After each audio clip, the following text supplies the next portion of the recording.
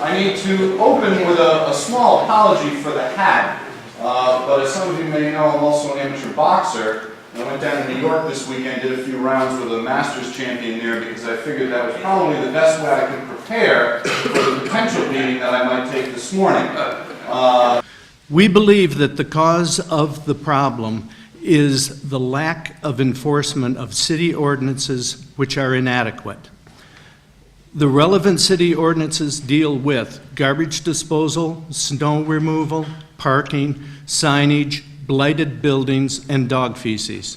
We haven't had a parking enforcement officer for the last 6 months.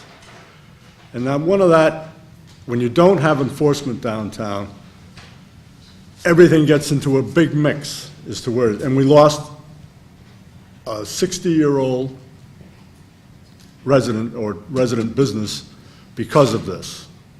I'm getting smashed all over Facebook, so I wanted to give anybody an opportunity to talk to me about what they think is wrong with trash pickup on Green Street.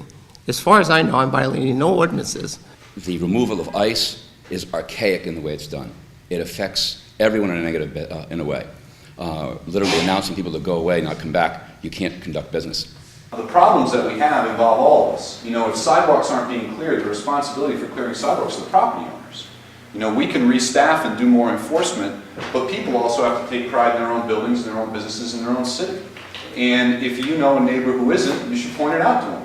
And if you think Bill's doing something wrong, go tell him. If you think somebody else is doing something wrong, go tell him. I just want to thank the Guard Arts and the Hygienic for bringing downtown business during the winter months when we need it the most. And I would like to see more events in the winter carnivals, ice carving events, something, you know, people get people outside. Since 1980, and nothing to do with you, sir, I don't know you, but I have been harassed so many years by the police, even recently. Speaking of police and patrols downtown, panhandling, I developed another building at 13 Golden Street, a building that had been abandoned for 25 years. We have 4 very nice apartments there. Just this week, one of the tenants, a couple, said, I'm really getting tired of it. Every time I park in the parking lot and walk to my building, I'm panhandled. Almost everyone in this room can concur with me that for the last 6 years, many businesses have been under-budgeted, understaffed, and we still have to find a way to make it work. I don't think that constantly saying we don't have enough tax is going to be the ultimate solution. I think ultimately, we need to continue this conversation together and find creative solutions to get the same thing done for less. We're paying for services. We're not getting them, but we hear a lot of, well, we do this and you just don't see it. We do this and we think it's right. We need more money. If I did that in my restaurant and I told my customers the problems that I'm having with my staffing, the problems that I'm having, well, I can't clean the windows because, you know, I'd be out of business 7 years ago. You make a good point. If you run a business and your fry later's not working, you can't offer fried foods, or you have to raise the price of martinis so you can buy a new fry later. But it's one or the other. It can't be both.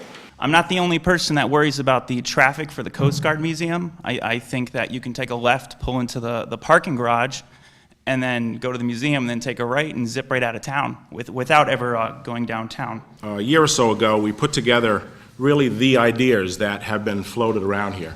And we kind of consolidated into what we call the 9 steps.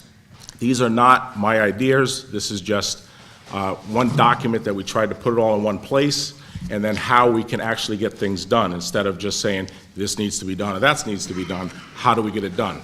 And just running through it real quick, significantly reducing crime, the Magnet School Initiative, City Flats, which we're working on, replenishing the reserve account, obviously the Coast Guard Museum, changing the traffic patterns, renovating and occupying the downtown buildings and the first floors, maximizing the downtown waterfront, and the commit-to-commit plan for Fort Trumbull.